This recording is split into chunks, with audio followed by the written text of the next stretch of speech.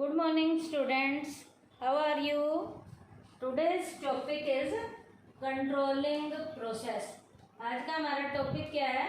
Controlling के process का है। और बेटा कंट्रोलिंग के प्रोसेस में बेटा हमारे 5 पॉइंट्स हैं जिन्हें हम स्टेप बाय स्टेप करेंगे। फर्स्ट पॉइंट है हमारा सेटिंग परफॉर्मेंस स्टैंडर्ड। सेकंड है measurement of actual performance. Third है हमारा comparison of actual performance with standard. Fourth है हमारा एनालाइजिंग डेविएशन। और फिफ्थ है हमारा टेकिंग कोरेक्टिव एक्शन।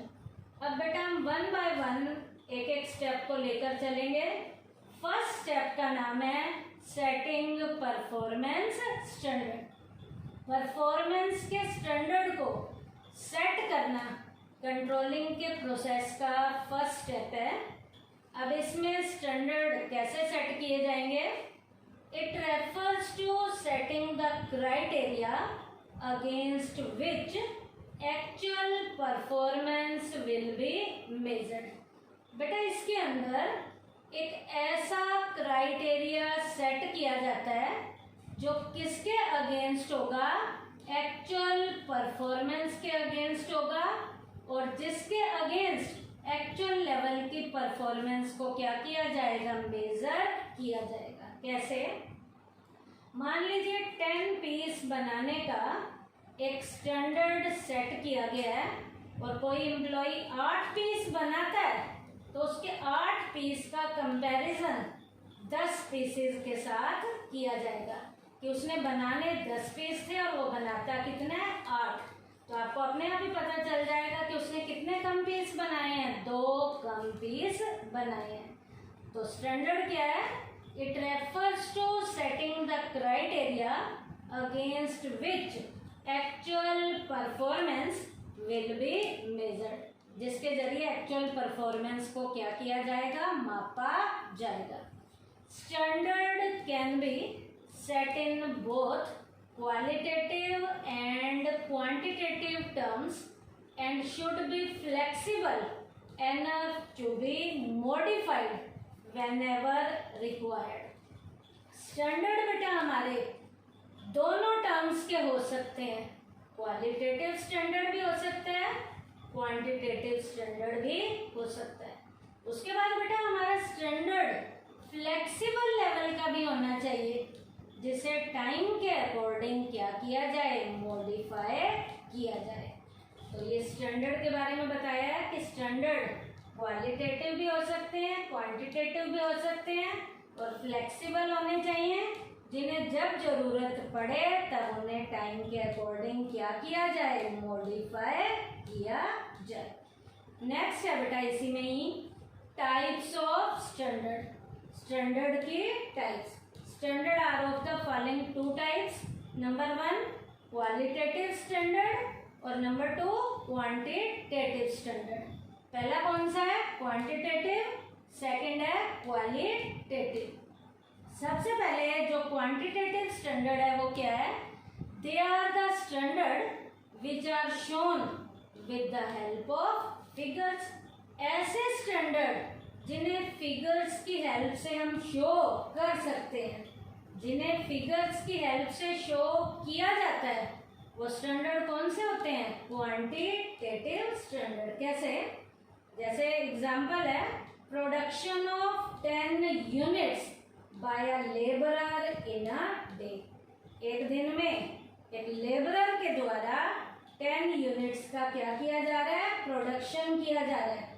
उसके बाद है total cost per unit comes to 100 rupees. 10 unit को बनाने की कॉस्ट कितने रुपए आती है? 100 रुपए आती है। तो इसका मतलब ये ऐसे फिगर हैं जिन्हें बेटा क्या किया जाता है? फिगर की फॉर्म में शो किया जाता है। वो स्टैंडर्ड कौन से होते हैं? Quantitative standard.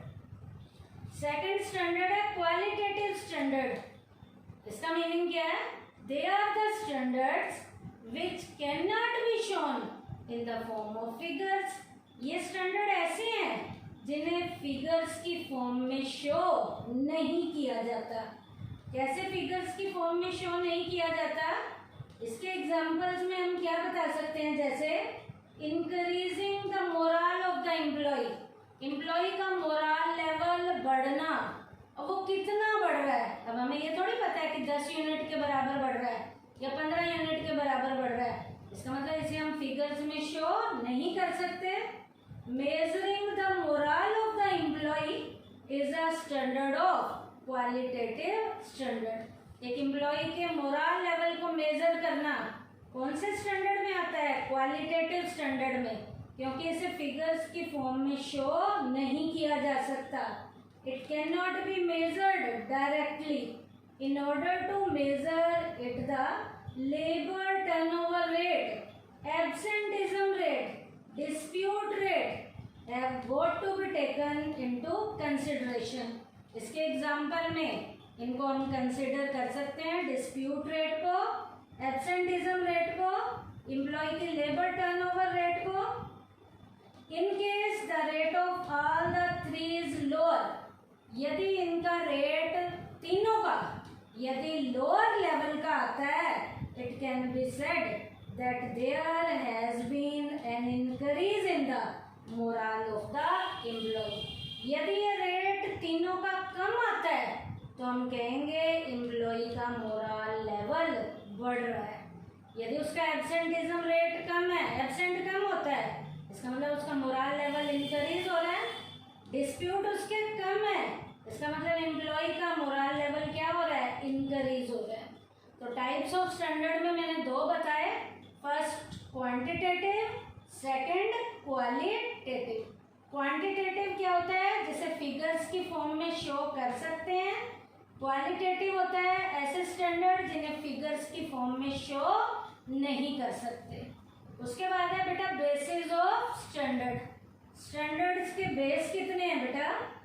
स्टैंडर्ड्स को बेटा 4 पार्ट्स में डिवाइड किया गया है। फर्स्ट जो है हमारा क्वांटिटेटिव स्टैंडर्ड है, दूसरा क्वालिटी स्टैंडर्ड है, थर्ड हमारा टाइम स्टैंडर्ड है, फोर्थ हमारा कॉस्ट स्टैंडर्ड है। अब बेटा क्वांटिटी स्टैंडर्ड क्या है? Quantity standards are related to production, और क्या होगा हमारा सेल्स या स्टॉक हो सकता है, ये हमारा क्वांटिटेटिव स्टैंडर्ड है। अब है क्वालिटी स्टैंडर्ड कौन से होते हैं?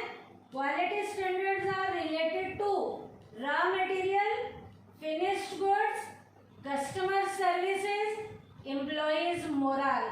ये हमारे सारे कौन से स्टैंडर्ड हैं? Quality standard. क्वांटिटी क्या है? प्रोडक्शन से रिलेटेड, सेल से रिलेटेड, स्टॉक से रिलेटेड। क्वालिटी स्टैंडर्ड क्या है? रॉ मटेरियल से रिलेटेड, फिनिश्ड गुड से रिलेटेड, कस्टमर सर्विसेज से रिलेटेड, एम्प्लॉयज मोरल से रिलेटेड।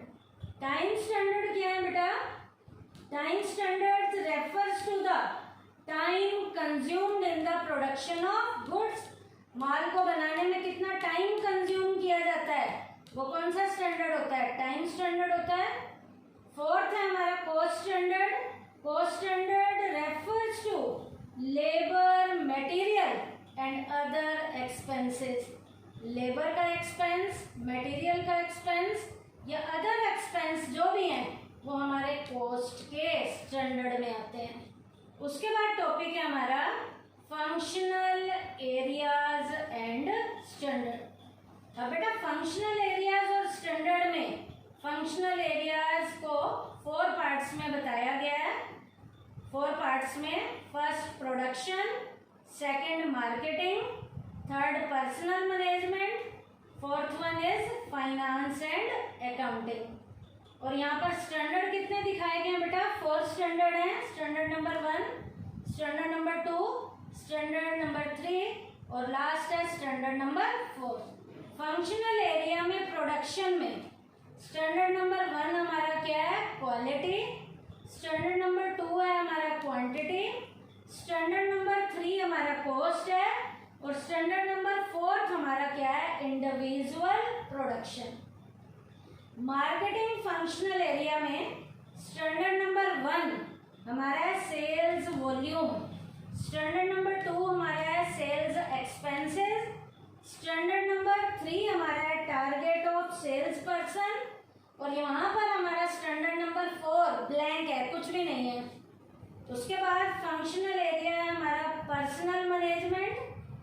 स्टैंडर्ड नंबर फर्स्ट है लेबर रिलेशन, स्टैंडर्ड नंबर 2 है labour turnover rate, standard number 3 है हमारा एब्सेंटिज्म रेट और स्टैंडर्ड नंबर 4 वहाँ हमारा है डिस्प्यूट रेट।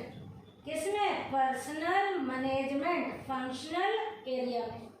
फोर्थ है हमारा functional area finance and accounting, standard number 1 हमारा है capital expenditure, standard number 2 flow of capital, standard number 3 liquidity और स्टैंडर्ड नंबर 4 वहाँ पर ब्लैंक है, कुछ भी नहीं।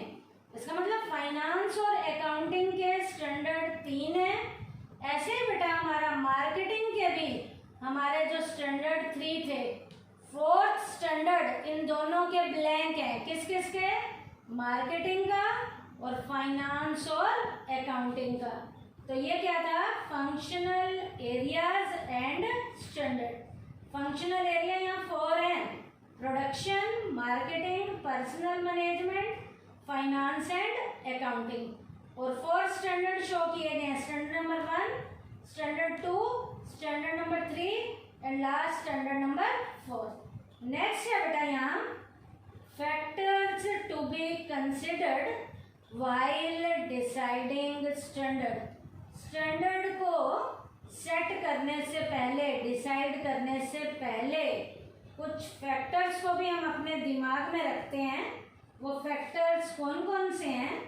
तो हम यहाँ कह सकते हैं फॉलोइंग फैक्ट्स, जो ये नीचे दिए गए हैं, following facts should be kept in mind while setting standard. Standard को सेट करने से पहले इन फैक्टर्स को हम अपने दिमाग में रखते हैं। और वो क्या क्या पॉइंट है? जिसमें फर्स्ट पॉइंट है standard should be reasonable. Standard कैसा होना चाहिए? एक रीजन वाला होना चाहिए। It should be neither too easy to achieve nor practically very tough to achieve. Standard बिल्कुल इजी भी नहीं होना चाहिए, बिल्कुल सिंपल भी नहीं होना चाहिए और स्टैंडर्ड इतना ज़्यादा टफ भी नहीं होना चाहिए कि उसको टाइमली अचीव ना किया जा सके। The first was result in lethargy to the workers and second would frustrate them। यदि बिल्कुल इजी हो गया तो हमारे वर्कर आराम फरमाएंगे, फटाफट से उस स्टैंडर्ड को पूरा कर देंगे। और इतना ज़्यादा यदि स्टैंडर्ड हमने टफ रख दिया तो हमारे जो वर्कर हैं वो बेटा फ्रस्ट्रेट हो जाएंगे। वो फ्रस्ट्रेट इसलिए हो जाएंगे कि इतना टफ लेवल का स्टैंडर्ड है कि उसे टाइमली अचीव नहीं किया जा सकता। तो स्टैंडर्ड कैसा होना चाहिए? शुड बी रीजनेबल होना चाहिए। रीजनेबल का मतलब it should be neither too easy to achieve nor practically very tough to achieve. Second, standard should be measurable. Standard ऐसा होना चाहिए कि जिसे मेजर किया जा सके, मापा जा सके। ऐसा स्टैंडर्ड नहीं होना चाहिए जिसे मेजर ना किया जा सके। स्टैंडर्ड ऐसा होना चाहिए जिसे इजीली मेजर किया जा सके, मापा जा सके। थर्ड है standard should be flexible so that changes can be introduced according to the changing situation। Standard बेटा फ्लेक्सिबल होना चाहिए। फ्लेक्सिबल का मतलब उसमें इलास्टिसिटी, इलास्टिक की तरह होनी चाहिए कि यदि टाइम और सिचुएशन के अकॉर्डिंग यदि उसमें चेंज करना है, चेंज का मतलब है घटाना है तो घटाया जा सके, बढ़ाना है तो बढ़ाया जा सके सिचुएशन के अकॉर्डिंग। तो स्टैंडर्ड कैसा होना चाहिए? should be flexible so that changes can be introduced according to the changing situation। उसके बाद है standard should be simple and clear। Standard बिल्कुल सिंपल और क्लियर होना चाहिए। क्यों सिंपल और क्लियर होना चाहिए? so that people for whom they are laid down should understand them easily। क्यों सिंपल और क्लियर होना चाहिए? क्योंकि जिसके लिए बनाया गया है ताकि वो उसे आसानी से समझ सके, इसलिए सिंपल भी होना चाहिए और बिल्कुल क्लियर होना चाहिए। क्योंकि जिन लोगों के लिए भी ये स्टैंडर्ड बनाया गया है वो स्टैंडर्ड उनको इजीली अंडरस्टूड भी होना चाहिए, उनकी समझ में भी आना चाहिए। उसके बाद है deviation tolerance limit should also be clarified while setting standard. Standard को सेट करने से पहले डेविएशन के टॉलरेंस की लिमिट भी अच्छे से क्लियर होनी चाहिए। कैसे अच्छे से क्लियर होनी चाहिए? For example, there is no cause of worry if the production of 1950 units instead of 2000 unit is achieved। 2000 unit के बजाय यदि आप 1950 यूनिट को अचीव करते हो, by doing so unnecessary corrective action shall not be taken on such an insignificant deviation।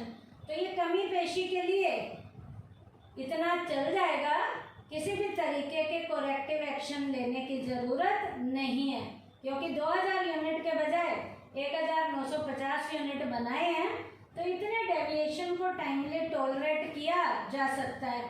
और यहाँ पर कोरेक्टिव एक्शन लेने की जो आपको मेहनत करनी पड़ती है उससे आप अपने आप को बचा जाओगे, क्योंकि कितने तक के डेविएशंस को टॉलरेट किया जा सकता है ये भी पहले से अच्छे से क्लियर होना जरूरी है। तो ये पॉइंट हमारे क्या थे? स्टैंडर्ड को सेट करने से पहले ये हमने 5 फैक्टर्स जो हैं अपने दिमाग में रखने हैं। क्या? Standard should be reasonable, standard should be measurable, standard should be flexible so that changes can be introduced according to the changing situation, standard should be simple and clear, और deviation tolerance limit should also be clarified while setting standard। तो ये कुछ 5 factors मैंने बताए हैं जो standard को set करने से पहले हमने अपने दिमाग में रखने हैं। तो आज के टॉपिक में हमने क्या किया बेटा? कंट्रोलिंग के प्रोसेस का हमने अभी इस लेक्चर में फर्स्ट स्टेप किया है, जिसका नाम है सेटिंग परफॉर्मेंस स्टैंडर्ड।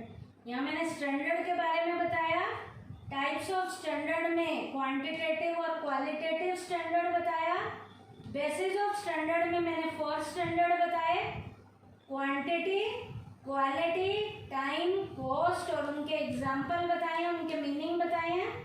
फिर मैंने आपको बताया फंक्शनल एरियाज एंड स्टैंडर्ड।